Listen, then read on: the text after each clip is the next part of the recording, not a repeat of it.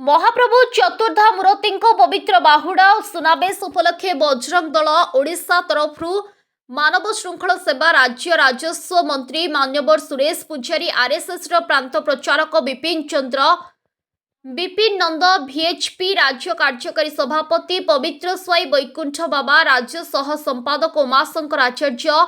बजरंगी दल राज्य संयोजक प्रभात भूषण त्रिपाठी अन्य कार्यकारी समेत प्राय 4000 कार्यकारी उपस्थित उद्घाटन होइछि।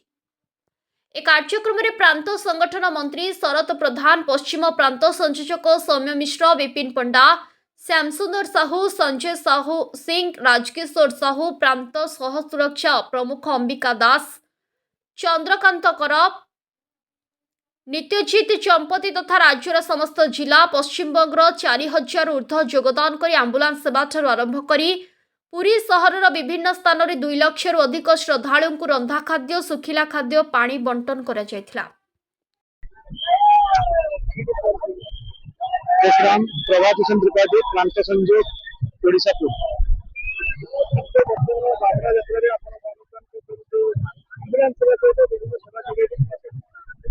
आमर प्रति वर्ष परी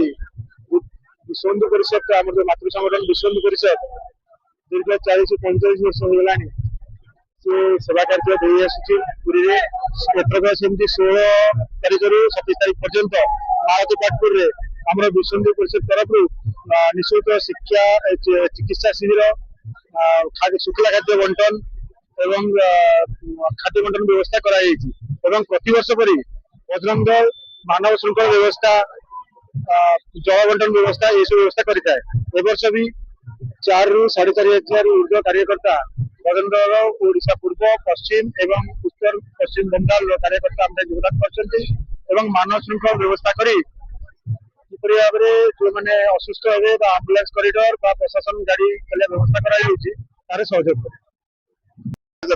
करे विश्वर समस्त हिंदू भाई भाई मान और जगन्नाथ प्रेमी मान स्वागत और अभिनंदन जनाऊँ। आज ये जो प्रभु जगन्नाथ बाहुड़ा यात्रा होची विश्व हिंदू परिषद गोटे आयाम जो बजरंग दल आज 4000-500 पखापाखि कार्यकर्ता को लेकिन आम ह्यूमान कॉरिडोर तैयारी माने जगन्नाथ भक्त किसी असुविधा न हो शीघ्र नहीं मेडिकल पहुंचाई जाई परिबो ये काम आम करूँ। विश्व हिंदू परिषद सब वर्ष 50 वर्ष धरिकी ये सेवा काम करुच्ची आमर विभिन्न जगह रंधा खाद्य मेडिकल चलुची प्राय 1.5 लाख पखापाखि आम मालती पाटपुर पाखे आम रंधा खाद्य दौचु प्राय 24 घंटा अहरात्र ये काम चली आपण देखुवे ये खाद्य दिग ये जगन्नाथ कार्यकर्ता मैंने बहुत कष्ट सही जगन्नाथ भक्त मैंने भले देखिपारे यही कम आम मैंने कर सौम्यरंजन मिश्र बजरंग दल ओडिशा पश्चिम प्रांत संयोजक।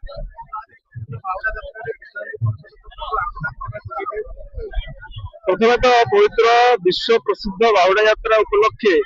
समस्त ओडिशावासी भारतवासी तथा विश्व में समस्त हिंदू भाई भाई समस्त हार्दिक शुभेच्छा अभिनंदन। आज परम पवित्र आम बाहुड़ा यात्रा बजरंग दल तरफ पूरी सेवा कार्य अनुष्ठित विगत 3 वर्ष है आम प्रत्येक वर्ष बाहुड़ा यात्रा हजार संख्यार विगत 3 वर्ष है प्रत्येक वर्ष बाहुड़ा यात्रा समय बजरंग दल हजार कार्यकर्ता पूरी सम्मिलित हो आम ह्यूमान चेन बृहत ह्यूमान चेन जहाँकि आप देखुए दीर्घ 1 किलोमीटर पर्यंत आम चेन लंबी आम चाहूँ पुरी आम बाहुड़ा यात्रा जो भक्तवृंद सब आज उपस्थित अच्छा सुरक्षित हिसाब से यात्रा को उपभोग करूँ जगन्नाथ महाप्रभु दर्शन करूँ एवं ए वर्ष आमर ओडिशा